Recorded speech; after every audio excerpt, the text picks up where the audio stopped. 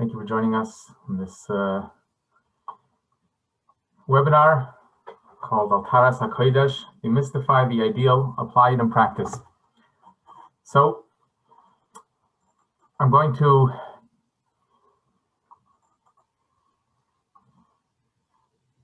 one second. Okay, so we're going to go through a general overview of what Taharas HaKodesh is about, different aspects of it. There's a chat box on the side. If you have any questions, you can put your questions in there. I'm going to address questions at the end. I'm going to go through different questions. So we'll start with the general overview. So before I start, I want to share a personal story. I grew up. I moved to. My family moved from Crown Heights to Miami, Florida, and it was before the school year of Tufshin Nun Aleph. And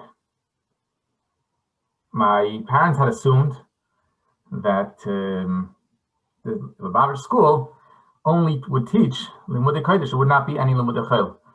And when they came there, they were surprised to find out that there was Limudei Chol, only a Limudei Chol program. There was no track for Limudei Kodesh alone. The school was not big enough to have separate tracks. And it was a question of what to do. And so I would not attend the afternoon program. We learned separately. At one point, it became a challenge. And my father wrote to the Rebbe. This was in the winter of Tufshin Nun Aleph. And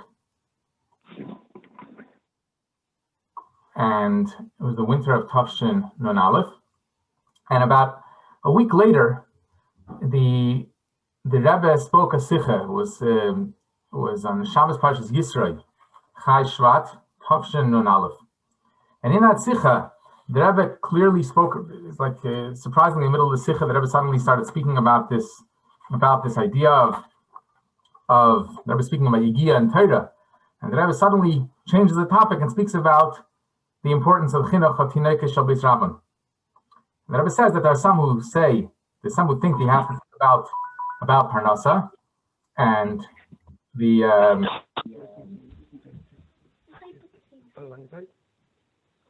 they claim that it's that the conduct of Rabbi Shimon Hellinger, who was Tirasei Nasai, it says in the Gemara, also the other. Not everyone is successful at doing that. The Rebbe says, the Rebbe quotes the lashon of the Chachamim, Al Tigu b'Mshichai Elu Tineka Shabbos Rabbim. The pasuk says, "Do not touch my anointed ones." This refers to the children of the Cheder, and they're called Mashichai by the name of the Melech HaMashiach, and they only have to learn Torah Tirasei Nasam. And the Rebbe says the fact that many did like Ashvi were not successful. Many could not do like Ashvi, only a few. The Rebbe says the Yidden in general are few, and therefore we have to do like the few, like Ashvi and his friends, especially in the times before Mashiach, which when Mashiach will come, everyone will be Tirasam Amnasam, everyone will be busy L'das Hashem. So I want to we're going to discuss there's a number of elements about Taharas HaKodesh, different aspects about it. I'm going to go through them and we'll try to cover the topics. So the term Taharas HaKodesh, we hear it very often today. It's thrown around and it's used in all types of settings, even contradictory ones. So you have Chadarim who teach only Limudei Kodesh. They call Taharas HaKodesh. We have schools that teach Limudei Chol, and they also claim to be Taharas HaKodesh. So what does Taharas HaKodesh mean? What does it mean? What does it mean to be holy?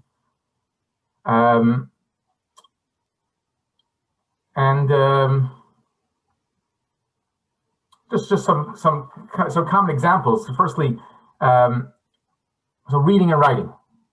Reading and writing is a common issue. It's a common question. What should be the approach? Should children be taught the English language, reading and writing? I know that there's one school that took an approach of teaching the children to write English, which is their spoken language. They know English. They don't know another language. When children who know Yiddish or Lashon Kodesh and they write in that language, that works for them. But what about children who only speak English? And should they be taught to write in that language? So there's one school that teaches the children to write English words in Lashon Kodesh letters. They write English words in Lashon Kodesh: hello, hey, ayin, lamed. So this is an approach that one school took because they don't want to teach English letters, ABCs, to the students. And the question is that a valid approach? Is that something that we should be doing?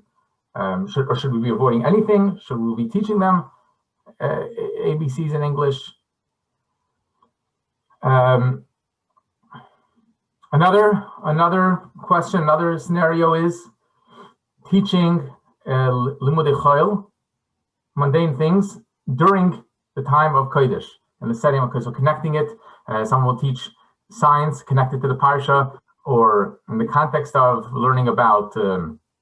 They're learning about Lech Lecha, so they teach about traveling. They teach about, and Parshas Noach will be about different building, and Bereshis will teach about different nature. So, is that the proper way of teaching certain inyanim of Choyal, Taharas HaKodesh? Is that a good thing?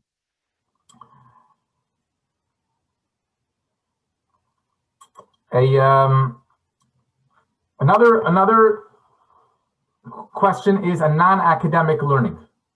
So we're all familiar sitting down in a classroom and learning about science and math and English and social studies.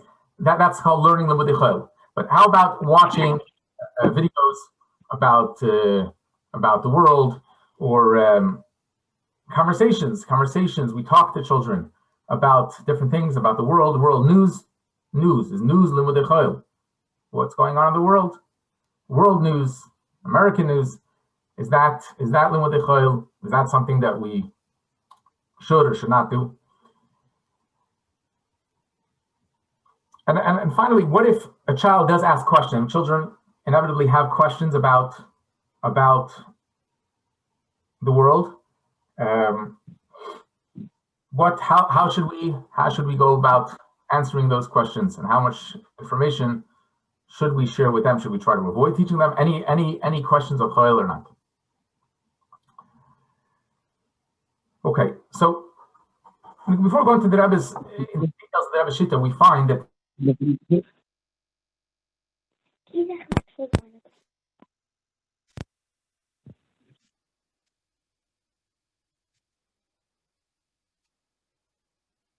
before we speak about the details, I just like to point out that we find that in the Rebbe's Shitas certain things that have to be understood. Certain things are not. It's not all black and white. And just to give an example, there were certain cases where the Rebbe did sanction teaching them with a chayil.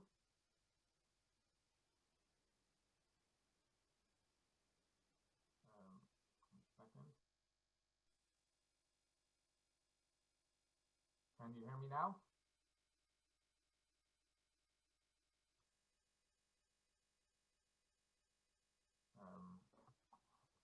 Just one moment.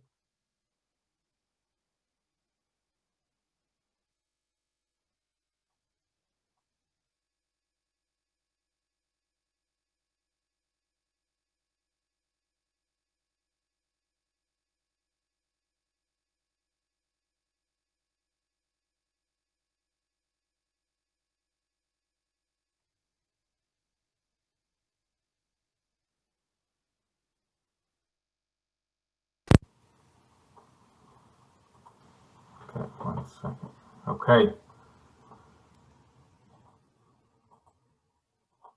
Okay, so we'll continue now. So, I apologize about that. So, in the Rebbe's Shita, we find that there's certain things that have to be understood. First of all, when the Rebbe spoke about, the Rebbe said when the government mandates that you have to teach them with a chayil, there are certain times, certain cases, the Rebbe did allow it, and the Rebbe said that they should teach them with a chayil as much as the government to some degree when the government requires it. So we have to understand exactly how to apply that. Where does that come in? Is it something that's completely usher? So then obviously the government, if the government says that we should do something which is Hebach HaTorah, we're not going to allow that. So how does that exactly fit in with what the Rebbe says? And in one place the Rebbe says that there's one hira, a minor that the Rebbe says that that they have to use the time. If they're going to not be learning Limud Chol during that time, they should be learning Limud Kodesh. Otherwise, it's better that they should be learning Limud Chol than wasting time. There was a specific minor, and so we have to understand exactly how does that fit in with everything that Rebbe said about Limud Chol. So I think it's important to discuss the principles, the fundamental ideas. What is the problem with the Limud Chol? What exactly is the issue? And when we understand what the idea behind it is, the principles behind it, we can understand how to apply it correctly, both in the ideal situation when we have the option of doing, of setting up whatever we need to do in the right way, and also in a less than ideal situation. What do I do if I'm in a situation where I can't have the best ideal situation? I live in an area where I don't have an option of only Limud Kodesh. So how do I go about how do I go about setting it correctly? What is the best option? So an important point to keep in mind is that the idea of Limud Kodesh a whole day is not something new. It's not that what the Rebbe didn't introduce this idea. It wasn't a chiddush of the Rebbe. This is something that throughout history, Yiddish history, Chadarim never taught Limud Kodesh. There was never such a thing. Any cheder through thousands of years, they taught only Limud Kodesh. That's what a cheder was about. And it was only in recent years, as a result of the Haskalah, and then later when they came to America, that this concept of Limud Chol came into the schools. It was something they fought against in Europe, and then later in America became more accepted and mainstream. It was something that was very hard to fight, and that's when the Rebbe had to speak against it. The Rebbe spoke about it, but it's something important to keep in mind to understand the context of things. That this is normal mainstream Yiddish way of teaching Yiddish children Torah is that they do not learn any Limud Chol. They learn only Limud Kodesh for all the time that they're learning in Cheder and Yeshiva. Okay, so here I divided up the issues with Limud Chol into four categories. Then I go mina kala lakavid, from the most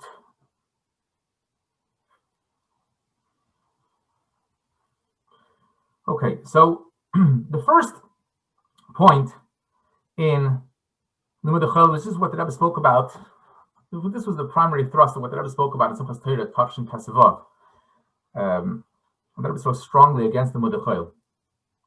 So the main point that the Rebbe made in that Sicha is that the idea of Yiddish pride. Then in America, many Yidden were embarrassed about being old-fashioned, about many of them, the parents came from Europe. They couldn't speak the language properly, and they wanted their children to be more integrated and in America, to be more American.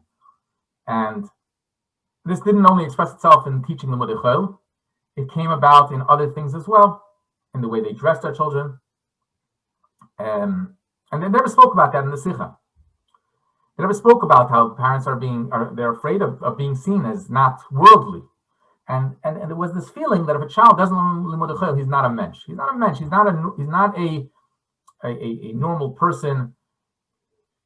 He's old-fashioned. He doesn't fit in. And they never spoke about the importance of being proud.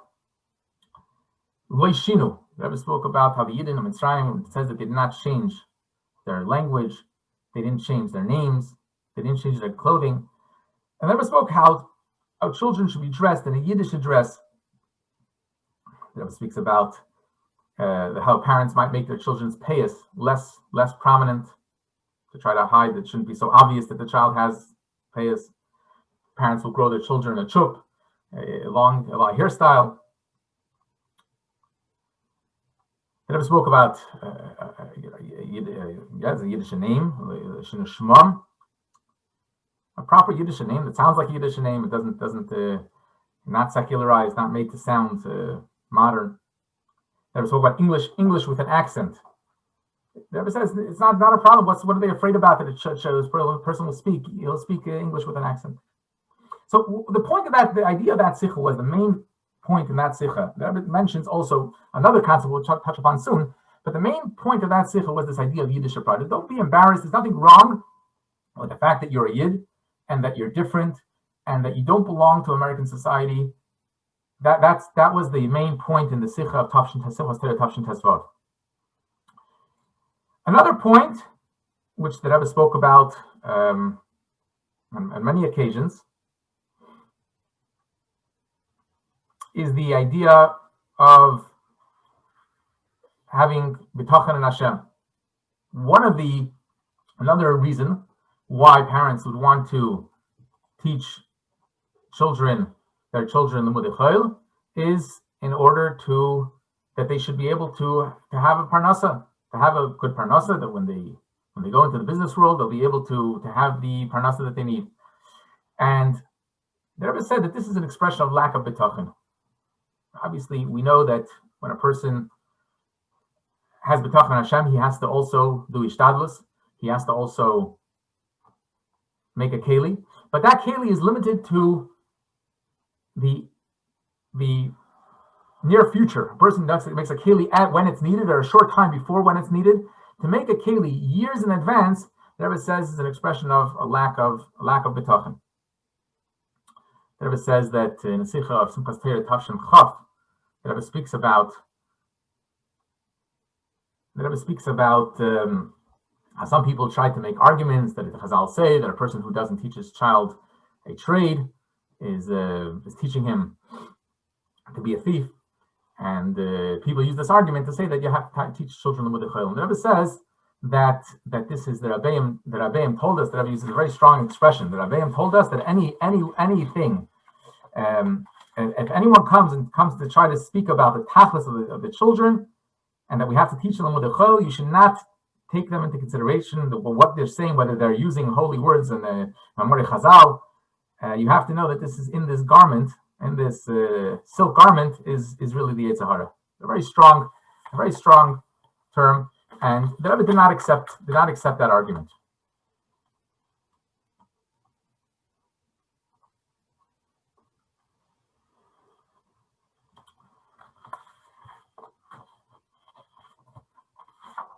Okay, hope everyone can hear me now. The third point that the Rebbe spoke about is Goyish ideas and values. So the Rebbe spoke about this more in the context of college, less so when talking about children. The reason is simply because the Rebbe went far beyond that. The Rebbe didn't want children learning even topics which were clear of any Goyish values or any Goyish ideas. We're talking about teaching them plain English, ABC, teaching them math. There's no Goyish values there. So the Rebbe addressed this more when it comes to college, where people had justification. They had justification for learning the studies then. They were doing it as a proper ishtadlus, a short time before they were planning on going into the workforce. And there the Rebbe spoke very strongly about the concerns of Goyish values.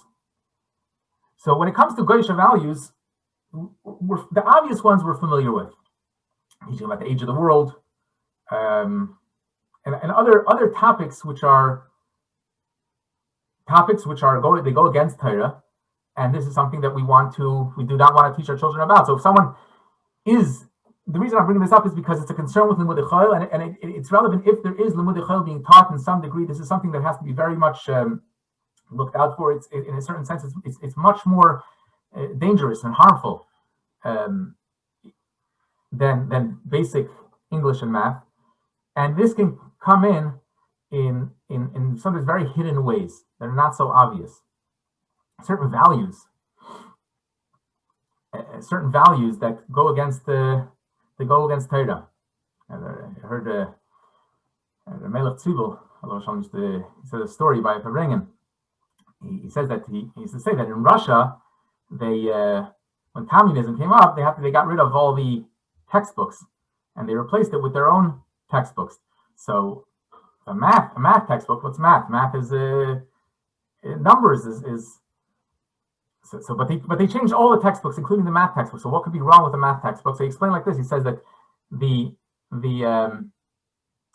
have in the math. They give an example. It says that a person has a certain amount of money, and he goes to the store, and he pays a certain amount of money, and how much change he gets back. So that runs the whole story goes against the communist, the socialist ideals that you don't have private people who own stores and they're doing business. So they were very sensitive to that idea, and lahavdil, we have to be sensitive to the ideas that can come through in all sorts of ways. And just to give a few examples, that are not the idea of questioning everything, being very scientific and questioning everything. So that idea of questioning everything and not accepting what any statements that you're told is can go very much against Torah and accepting what the Torah says and what we accepted, what we received from our ancestors.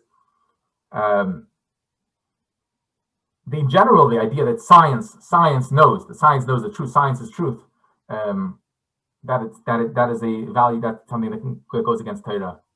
The fact that old is primitive, and that in ages ago they were much more primitive. They didn't know things were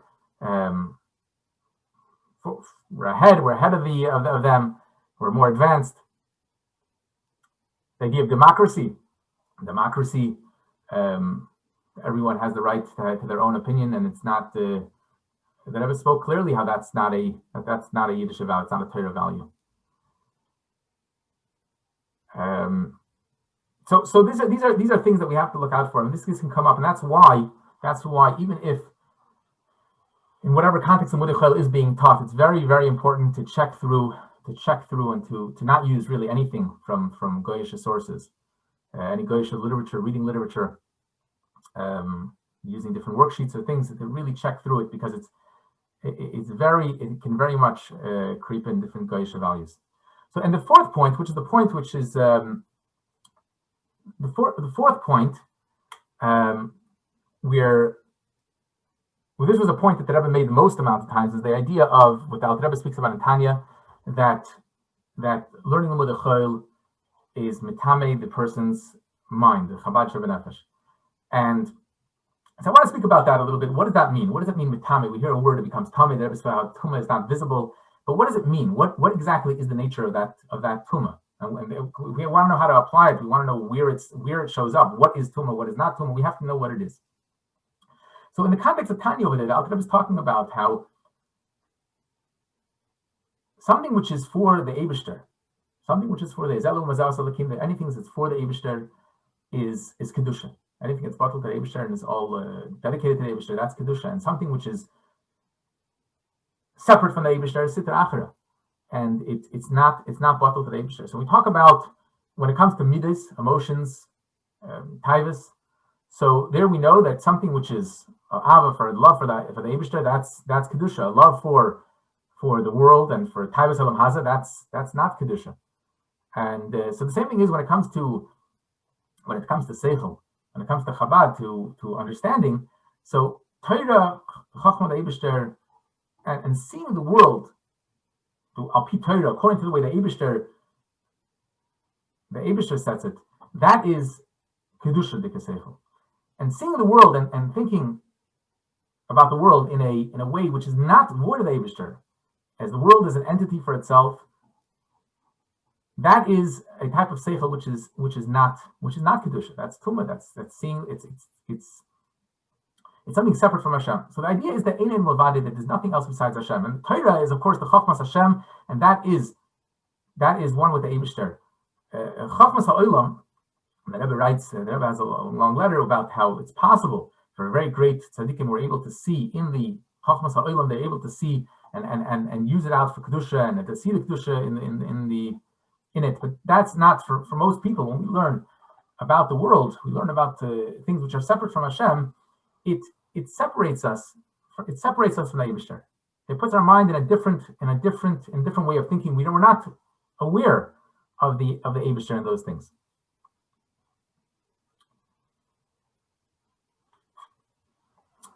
And now the Rebbe says how this is worse. This is worse than Taivas and Midas, which are not holy. When it comes to Seichel, it's not holy. Is worse. It's a deeper part within a person, and it also impacts the way we look at everything. When we have a mindset of Yeshus, a mindset of the world being separate from Hashem, that impacts everything, the way we look at the world and everything that we do.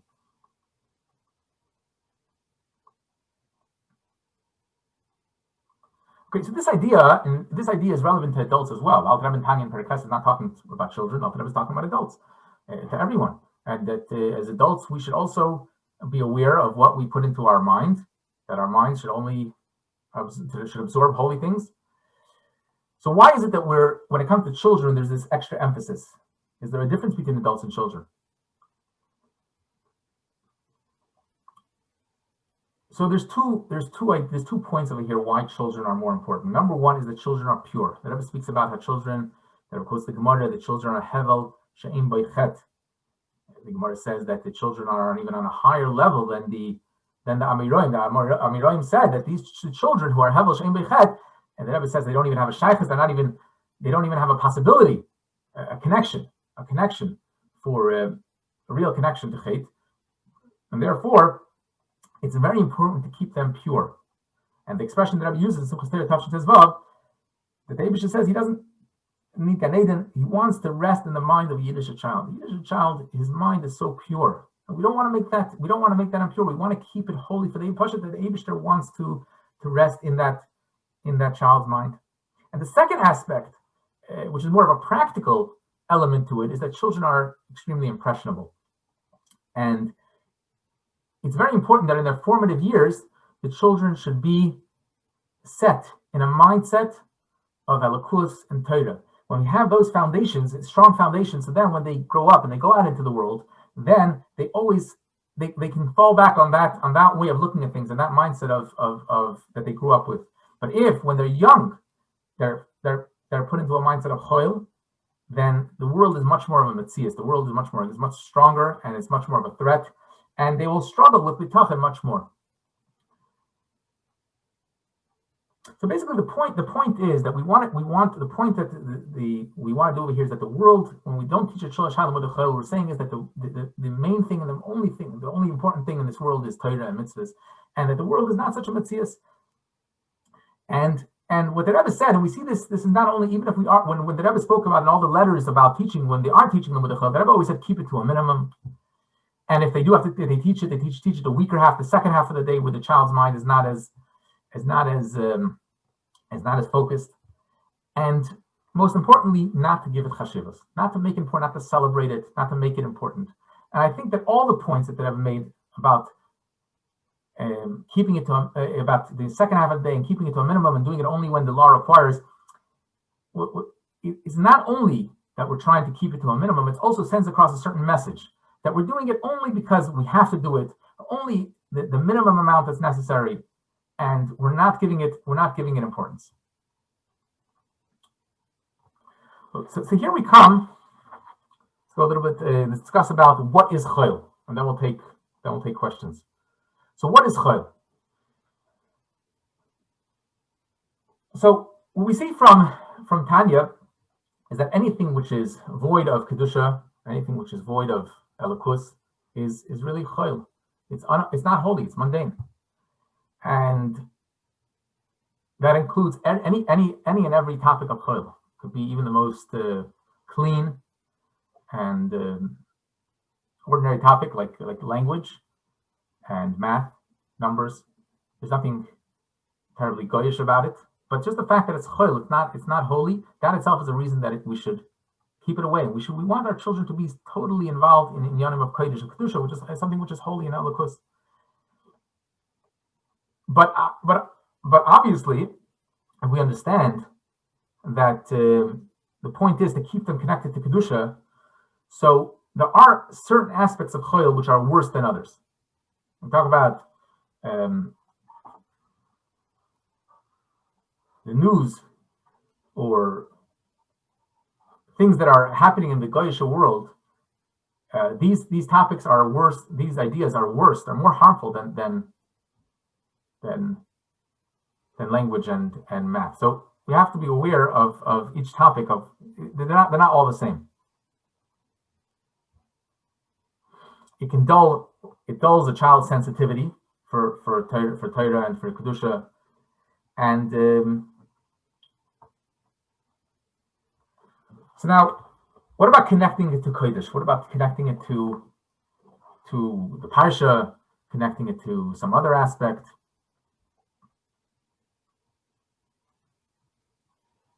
So the connecting in Yom Chol to the Parsha does not make it holy. Does not make it holy.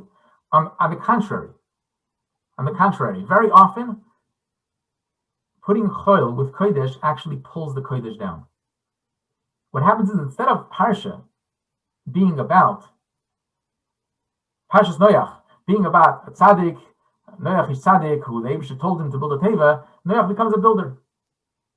Yeah, we talk about Avraham Avinu. Instead of it being a tzaddik who was told by the Eibusha to go to the Aretz Sharareka, and this is one of the Nisyonis, and everything that Lech Lecha is about, Avraham Avinu is a traveler. So this is the Rebbe speaks in one place. The Rebbe speaks about this idea of Tuma. The Rebbe connects it to the Yevonim, who made the oil impure, and we know that the Yevonim, they didn't just want to introduce unholy studies. The Yevonim wanted to make that Chachmas HaTorah, the Torah itself, should be seen as just as an idea, as nice intellectual ideas. And we run that risk when we teach children, we connect in Yom of Kodesh to Chayil. We run the risk of making the Kodesh just another piece of information. It's another interesting idea. So Avraham Avinu, he traveled. We travel, he travels. Yeah, Noach. Some people that we have builders nowadays. Noach was also a builder. We run the risk of something. It's even worse. It would be better if they taught Kodesh separately and Chayil separately. When we put the Chayil together with the Kodesh, we run the risk of making the Kodesh Chayil. Now that's not the same thing as when we're teaching Chayil. If someone is teaching some Yanim of Chayil, to bring Kodesh into the Chayil. To bring Kodesh into the Chayil, what that brings out, we're teaching geography. So we'll talk about the Yiddish communities that exist in those areas.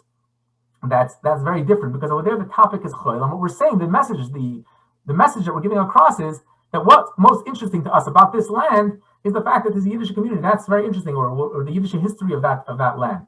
The Yiddishkeit is our interest, but not the other way around.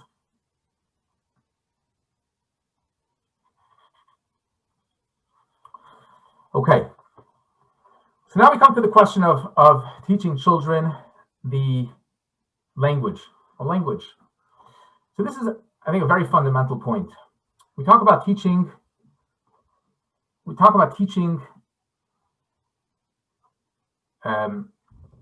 Limudei Chol. Limudei Chol is about teaching children ideas because of their own value, because they're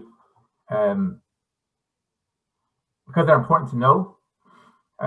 We teach children basic things. Teach children to tie their shoes. No one's going to say that teaching a children to tie their shoes is limudei chol. There are more complex activities than that we teach children. I teach children to ride a bike is not limudei chol. Even if we teach them the mechanics of it. Teaching a child a language is a basic skill which they need here and now. We're not teaching it to them because they need to go into the workforce later on. And we're not teaching it to them because we think that it's important they should know this language. This is the language that they speak. They speak English, and they need to know the language. They need to be able to communicate. And in the words of a prominent Lubavitcher Rav, he told me that a child who doesn't know language is a handicap. If he cannot communicate properly in a language, he's handicapped. This is not about chol. So I don't see any objection in teaching a child the English language if that's his spoken language, and we're teaching them as much as they need to know now in order to be able to communicate in that language. We're not teaching it to them because they have to master that language. We're teaching them simply, giving them the tools to be able to write Torah and just to regular functioning. That is not choil. There's nothing choil about it. They understand that that it's not important, it's insignificant, it's tafel, secondary to their life as a yid and learning Torah. If we teach them Yiddish, if a child speaks Yiddish and that's the language that they're going to communicate in, then there's no reason for them to learn English, reading and writing at that age. They can learn it later on. But if the language that they're speaking is English, and English is their language, they have to be able to read and write in that language. I think that the main point, just to summarize, the main point is that we have to be honest with ourselves. When we're teaching something to a child, we have to be honest. Why are we teaching this to them? Are we teaching it to them because we think it's important for them that they should have this information? Or we're teaching it to them because it's relevant to them right now. They need to have that. And the same thing is true if we teach them things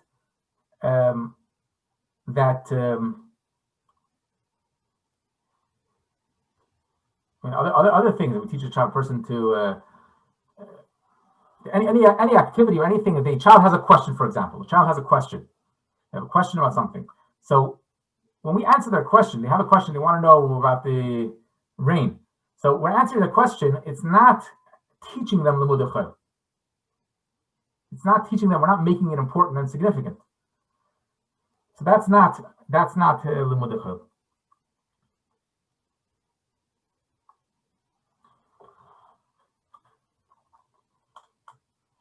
Okay, I just want to answer some questions. I see here some questions about before we take questions general. I see some questions about this point about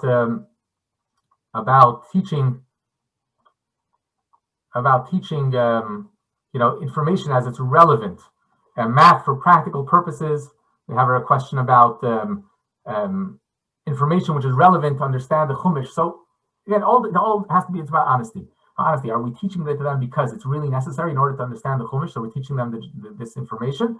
So as much as necessary, that's what we should teach them. If we make it something for itself, then it's not bottled to the Torah. It's something outside, and therefore it is something which takes away.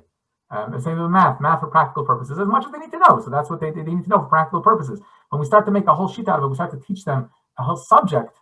It's not a subject. It's not a subject. As we teach them to tie their shoes, we teach them how to prepare a certain food, and we can teach them how to do it. I mean, they pick it up. The Rebbe said that they pick it up on their own. There's no thing with math; they pick it up on their own. Learning doesn't help that much practically. I'm looking at the questions here.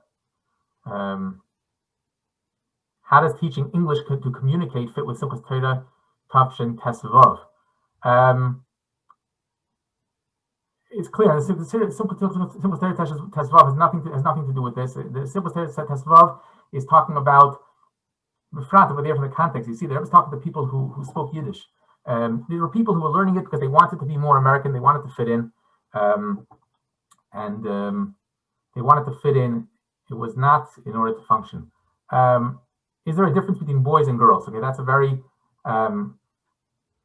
important topic. So there's a number of Yechidisim that are recorded publicly. The Rebbe didn't say anything about this. A number of Yechidisim where the Rebbe said something about boys and girls being the same. That was during the time when the Rebbe was speaking about this idea of Yiddish pride and not pumping them with the Choil and making it important. That aspect clearly applies to boys and girls the same. The Rebbe also said about Bimatame, the Chabad Shabanefesh. That applies to girls as well, that the girls should not have values outside of Torah and the Eibusher. The only importance in their life is that the Eibusher and the Torah. With the Beis Rivka, there's a mind of Beis Rivka that the after the Sikh and Tafshel Lamed Zayin, Shvat Tafshel Lamed Zayin, they wanted to cancel the Limud Chol program, and the Rebbe said that it's mandated by the government, and therefore they should keep it in. It's interesting because the boys are also mandated by the government, and that the Rebbe pushed more that they should have that they only Taharas HaKodesh. So it's there is an element also of Talmud Torah, which we didn't discuss. And there's also a practical consideration. There's a practical consideration, in other words, that we have to be conscious, just to say it in a point, but we have to be conscious of what the students are capable of. Just like we don't sit them and learn Torah all day, we give them time to play. So there's a little bit of room for other activities, which are not really chol. If it's here to address a need, which is here and now, right now, there's room for other activities. But Befrat, it never said specifically when the government mandates it, so then there's more room for. How come old-fashioned schools never taught English? There's an ABC spelling. I'm not sure what that means. Can you please repeat what you said about teaching a language? What exactly should be taught and not be taught? So whatever is relevant for the child to be able to communicate in the language. We're not talking about studying the language as in literature.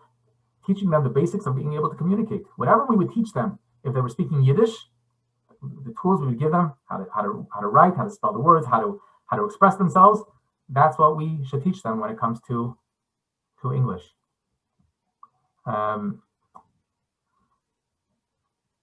Okay, difference between boys and girls. Again, what about waiting until they are 9? So the Rebbe said that in the Sikha of Tafshin Tesvav, the Rebbe spoke about different ages, 9, 12. Obviously, the more you push it off, the better. It's better both because it gives them more time to be pure, and like we said, the more when they're in their formative years, it's more important that they don't have that chol mindset.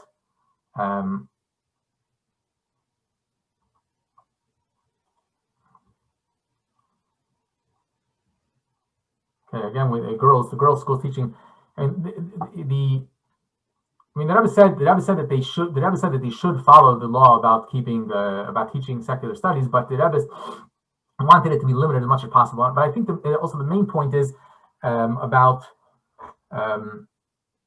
making sure that it's clean of all goyish ideas and values. I think that's our bigger problem nowadays. It's a very serious problem. That because what happened is because the schools are teaching the Mudacho, automatically that became a heter for bringing in all types of goyish literature. It's a serious problem, and it's very, very much impacting the chinuch of our children. Can you please speak about the approach to write English with Hebrew letters?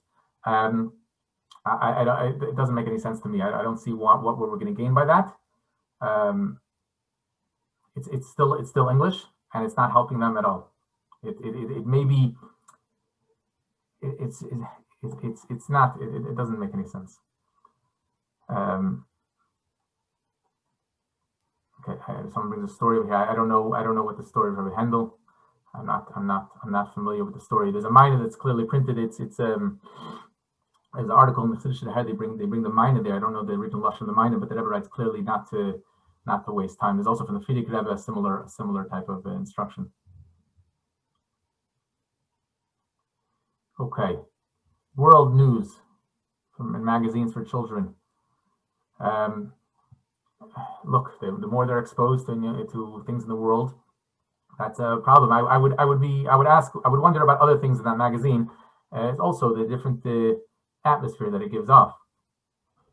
What are the pros and cons of who teaches the necessary English? Who should teach English? So it's very important that the person who teaches English should be a person who has our values and knows how to make sure that our values are communicated. It should teach in a proper way. Can you clarify, math skills the same category as teaching a language? I don't think that math is as important as teaching a language. Language is necessary for the children right here and now. Math, whatever is relevant to them here and now, they pretty much figure out. You can teach them a little bit about the coins and time, but they figure out whatever they need to know. They figure out. Grammar, basic grammar. They need to be able to communicate. The point is not to make it so important. We're not making it a study. We're not studying it because it's a subject. We're teaching to them as a skill, as a tool. It's simply a tool, and they get that. They understand that it's just a tool, and it does not take away from Yiddishkeit.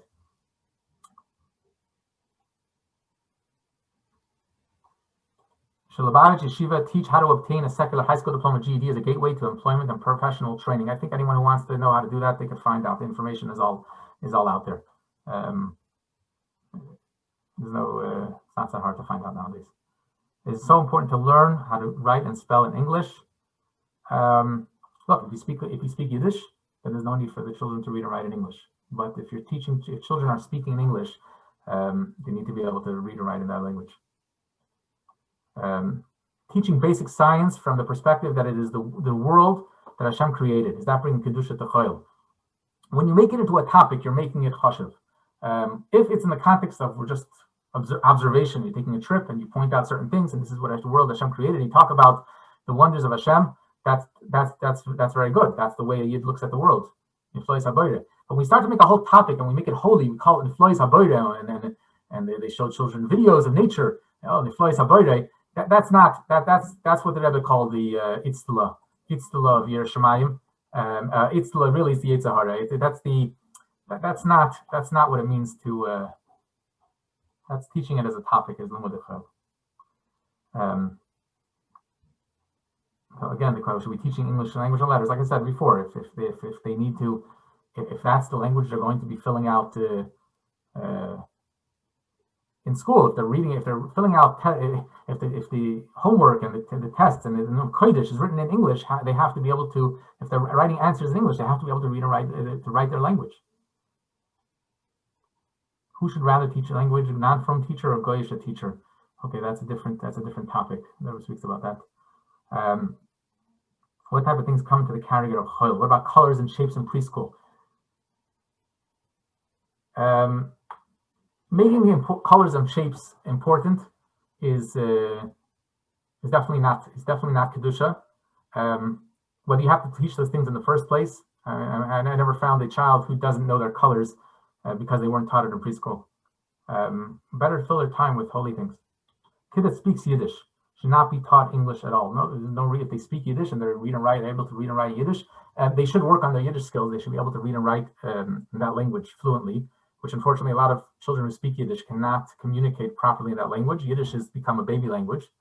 They have to develop their vocabulary and be able to communicate properly in that language. But if they can do that, there's no need for them to learn to read and write English at that age. They'll learn to read and write. They'll learn it later on. Is that like anything else they need before they go out into the world? Why make a distinction between math and Torah? Math and geometry is needed to build a Mishkan and is in the Talmud all over the place. Correct. If you're learning it in order to understand a piece of Gemara, so then it's not something separate from Torah. We're learning a Gemara which speaks about certain dimensions, and I'm teaching the math what's necessary in order to understand that Gemara, then it's clear that this is not something separate from Torah. When we're teaching subject of math, we are teaching it as a separate subject. We are separating it from the Torah. As much as we want to say, we're learning it in order that we should be able to understand Torah, we're just fooling ourselves, and it's not a part of Torah. Okay, a very important question. If a young boy does not have the zitzfleish for a very narrow curriculum, 8 to 10 hours a day of Chumash, well, they're not learning 8 to 10 hours a day of Chumash, but 8 to 10 hours a day of Kodesh subjects. How do you suggest spending time in an educationally appropriate way? Well, Limud Echel is definitely not the best solution. If a child's having a problem with zitzfleish, they need more time to run around. They need hands-on activities. I've seen some yeshivas make that argument that Bachrim cannot learn a full day, so they make time for Limud Echel. I don't really think that that's what those boys need. That's not what they need. That's not what they're looking for. They want more activities, and if they have energy, they have to burn out that energy. But it's not Limud Echel is not what they need. How about gematria through calculation? Gematria numbers and calculations through gematria. Okay, again, you have to be honest. Are we teaching them gematria, or we're trying to find a trick of how to teach them math? And why don't the schools teach and read and write English? Well, those schools are dedicated to teaching Yiddish. So those schools that teach Yiddish, the spoken language in that school is Yiddish. I mean, a child, even if at home they don't speak Yiddish, they can learn Yiddish in the school. That's the spoken language of the school, as long as the school does a good job at teaching them that language. And by the way, the skills of learning a language can be transferred over to another language, even though the specific rules of grammar, but the ability to express themselves in a language, if they have it in one language, they'll be able to learn to to apply that in another language once they learn that other language. Okay, what about children who love nature and learning about it? So we mentioned before, if a child has questions, then that's not making it chashuv. We're not making it into a topic. It's not a subject. It's not a subject of learning. They have questions and they take interest in it and are curious about it. So then, as much as satisfying their curiosity goes, that doesn't necessarily. You have to figure out exactly, but it's not necessarily a contradiction.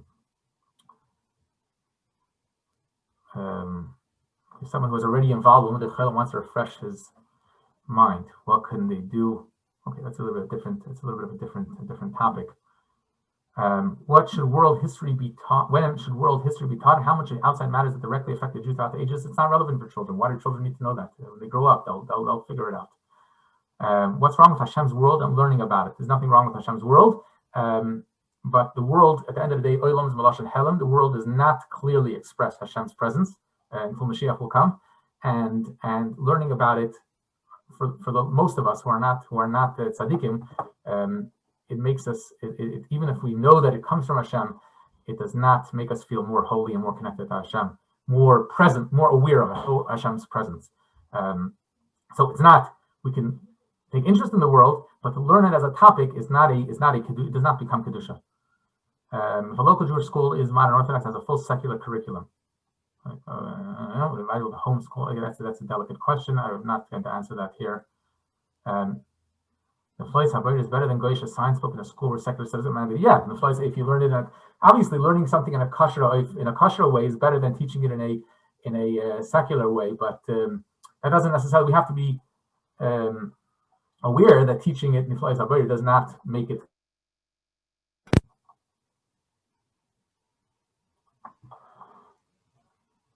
Okay, I'm sorry, I'm disconnected. My child wants to make alongside to be a lawyer. Okay, well, what should I recommend him to do? I mean, if he's when he gets there, when he finishes yeshiva, he'll worry about it. I'm not learning about emotions and life skills. So emotions are not. That's not chayil. That's basic being human. What if some boys in the school know Yiddish and some don't? Do you think the school should teach English as part of the curriculum? If the school is meant to be a Yiddish-speaking school, so then our parents send their children to that school with understanding that they're going to learn Yiddish, and the school has to help those children to be able to learn Yiddish, and children can pick up a language fairly quickly if it's taught to them. Our school has a curriculum called Zones, which is being in touch with feelings and being able to articulate those feelings. What is the gedder of that? So, like anything, go overboard. When you start to make these things into a whole topic, then the whole subject for itself, then it's not Kodesh, and it's not always such a beneficial thing at any rate. Can you give examples of what topics we teach young children besides Parsha and Mitzvah? It seems like everything else is considered chayil, anything to do with the Eibishter and Torah. If we're talking to them, we're making conversation, we're talking to them, we're giving them things to do just to preoccupy them, and we're giving them activities, then that's downtime. That's they play, they run around. That's not kodesh, but that is for the purpose that they should be able to learn. So they run around. We do activities in a classroom. If they're making crafts or other activities, we're not teaching them a topic. We're not filling their mind with other ideas besides Torah mitzvahs. That's the truth. Their mind should only be filled with Torah mitzvahs. How to play an instrument. Playing an instrument and doing it as a hobby, as something to that it helps them. That's not chayil. It's not nature and talks and tales. If you make it into a topic, you can make a whole class out of it. Then that's not kodesh. It's clearly not kodesh. The child reads it out of curiosity. It's kosher. It's kosher chayil. Okay, think about it in the bathroom. Okay, fine.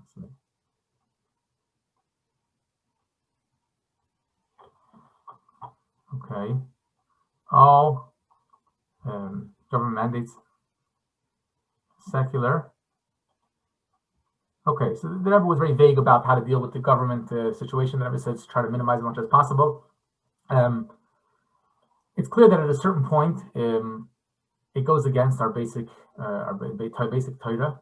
And when it comes to Torah values, then it's not there's no din of the malchusa when it comes against the Torah values, but it's not for here to talk about that.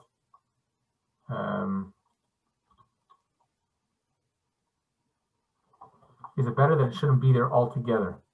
It's better not to have chil altogether. I'm not sure what the question was about. As I understand, even if they speak English and don't know another language, they're encouraged to learn it and not learn.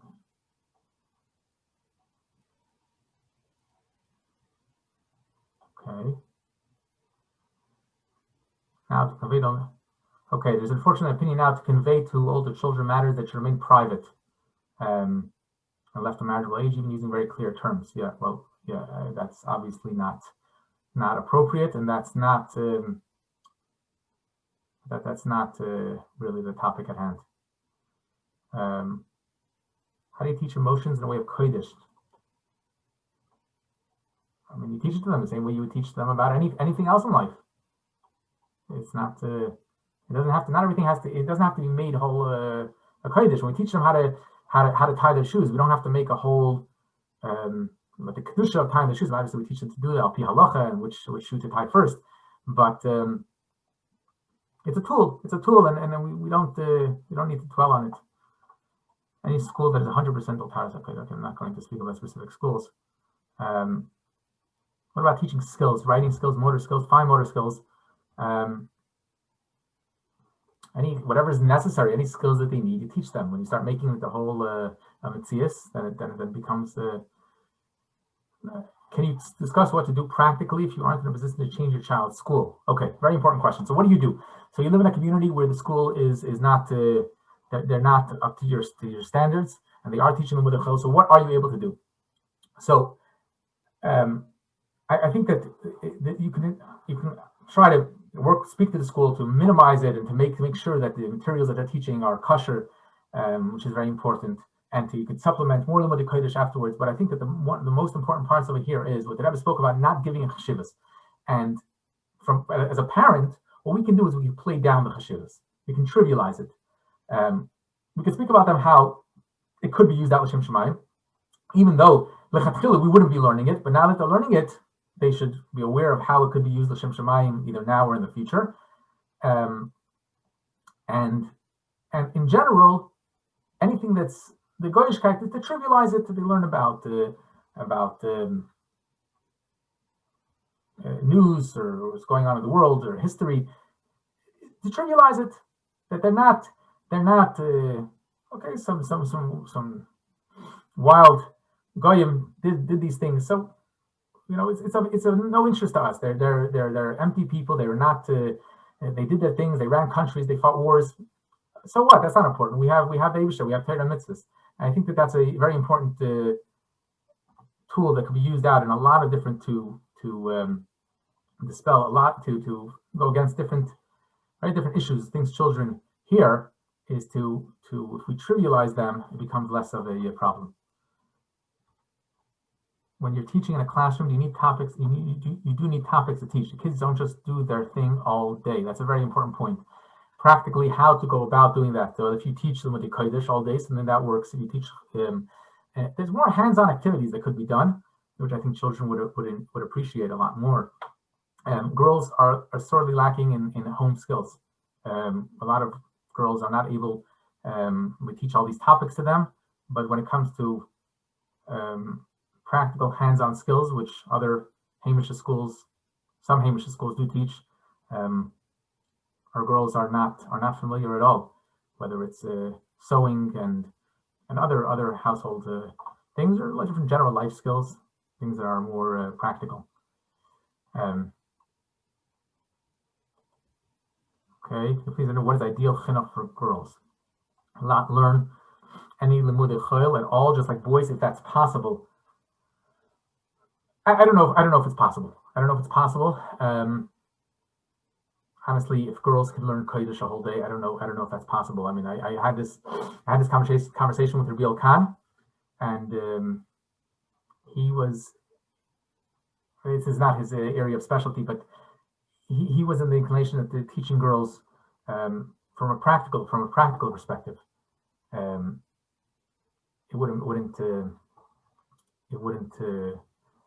wouldn't be practical to teach them Limud Kodesh all day. The teaching Limud Kodesh some things is simply as a way of filling their time and giving them things to do. If the entire class has English, is it appropriate to pull your child out to have Kodesh tutoring, or that is what everyone is doing to go along with it? That's a specific question you have to ask someone who knows the specific situation. It really depends on the school, the environment, the child. And if you're able to pull them out and you have an appropriate something that they could actually do, and they won't feel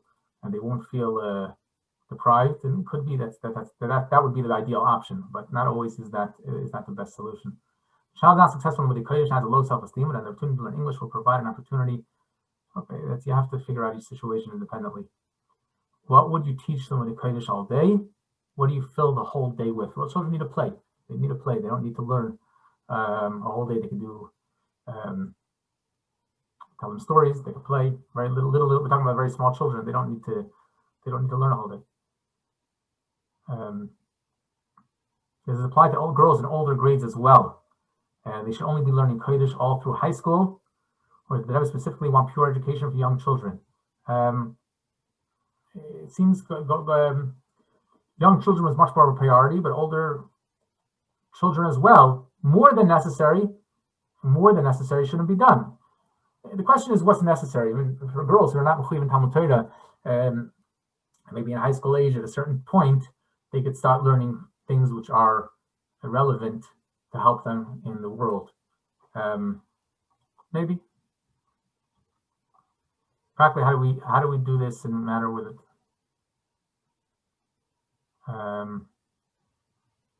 Practically, how you do it? It's a question. You have to work with in every situation. Why can't girls just run around all afternoon? Why can girls run around all afternoon just like the boys who can't learn all day? What's the theoretical difference? Well, if they need to run around, so they can run around. If they're not up to learning, I'm not sure what the question is. Hoping to have the yeshivas hold up the amount of halacha taught. Okay, that's a different topic. In a situation where certain mandate by the government for it to be minimized in science, and teachers just giving answers and helping the way fellow words aren't impressed. Okay, I'm not going to talk about that. In other words, if we're already teaching it, should we teach it well? Okay.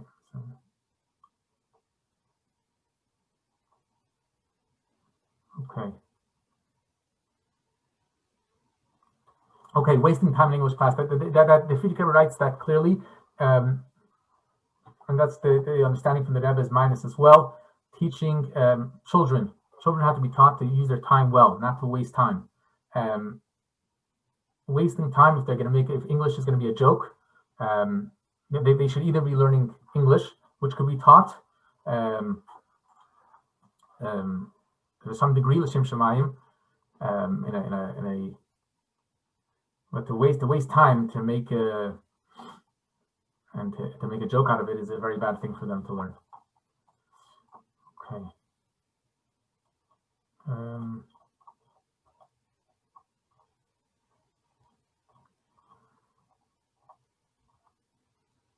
Okay.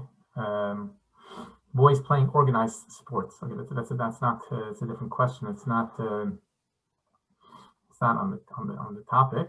If they need that to run around, that's reading and writing a language and everything else. To repeat the source for the distinction.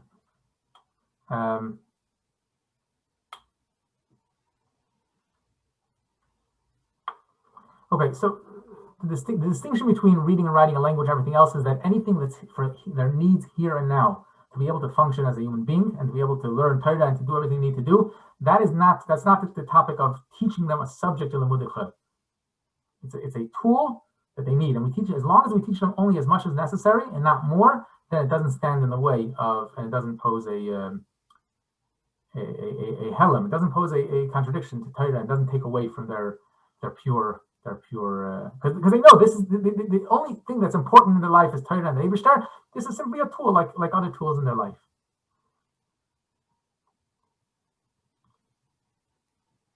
Why wait until they're 9 to teach how to read?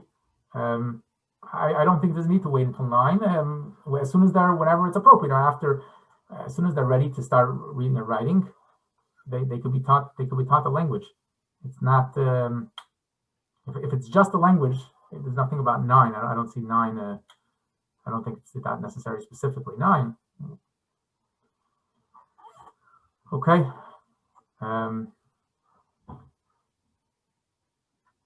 Okay. Thank you all for joining. And Hatzlacha. Hopefully, we should be able to implement the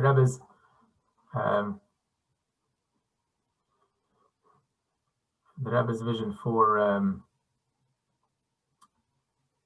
teaching our children and giving them a pure Chassidische chinuch in the best way, and to prepare them for the Geula when they will be only pure L'das Hashem Levant.